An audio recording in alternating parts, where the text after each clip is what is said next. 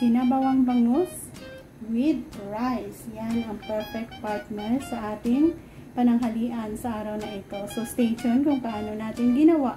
Gaano kasimple ang mga sangkap na ating ginamit para sa ating recipe for today. Our first dish na gagawin ay tinola.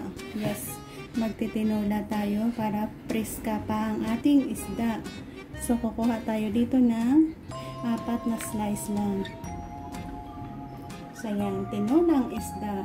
Stay tuned kung anong mga sangkap ang ating i-add on dyan sa 4 na pirasong slices na bangus na ito.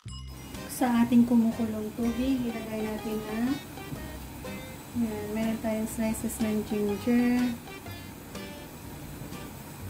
4 na slice ng bangus ang ating isabaw. Onion,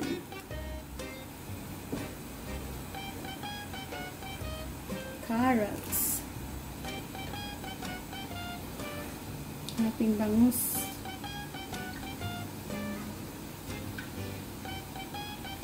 so 4 na pirasong bangus. 1, 2, 3, 4. Konting water lang.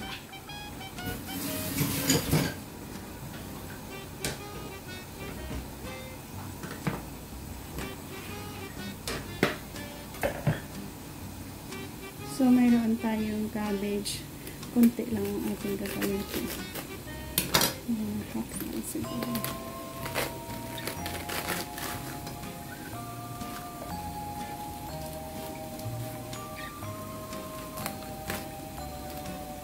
Kunti sa kunti. Bawang cabbage. Ganyan ba?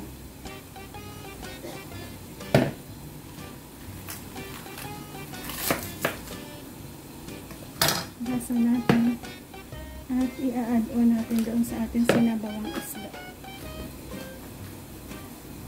Madaming gulay, masarap. Add on natin ang cabbage natin. Konti lang ang ating sabaw na nilagay. Good enough lang yan para hihigutin natin. So, cover. And balikan ko kayo pag ready to add on na ang pampalasa.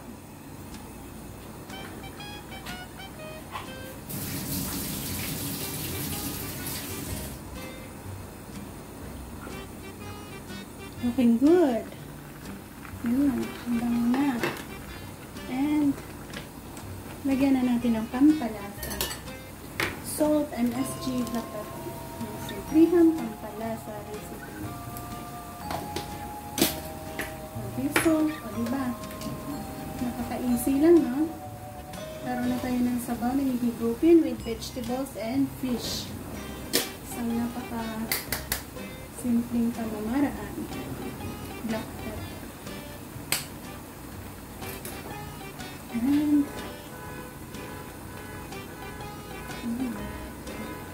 sarap na yan. So, mga another few minutes pa para lalambot ang ating carrots and cabbage. For the fish, sure ako luto na rin yan.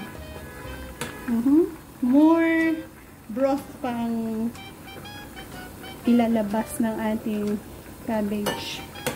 So, cover ulit. Balikan natin ang ating sabaw na niluluto. Ayan, natikman at nakuha na natin ang saktong lasa niya. Ready to off and ready to serve. So, ayan na siya. Ang sarap niya. Simple lang. Yes, with rice tayo dyan, guys. So, kukuha tayo ng 1 serving para sa ating sabaw. Masarap. Cabbage. Masarap na cabbage. 2 slice ng ating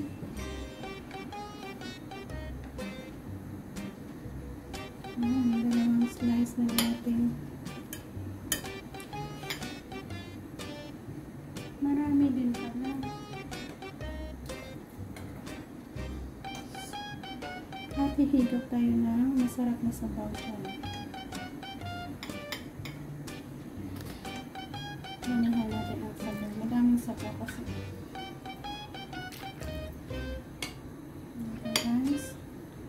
simpleng pamamaraan lang ng pagluluto ng sabaw. Thank you for joining me. Hopefully, nagkaroon kayo ng idea sa mga simpleng luto na ating ginagawa. Mga pamamaraan na kay sarap na din naman. Thank you and God bless us all. Sinabawang bangus at rice. Yan ang ating lunch for today. Bye-bye and thank you again for watching. Please follow our simple recipe. Yan, hindi kayo magsisisi sa kasimplihan ng mga ingredients na ating ginamit. Ma-achieve nyo ang saktong lasa. Bye-bye!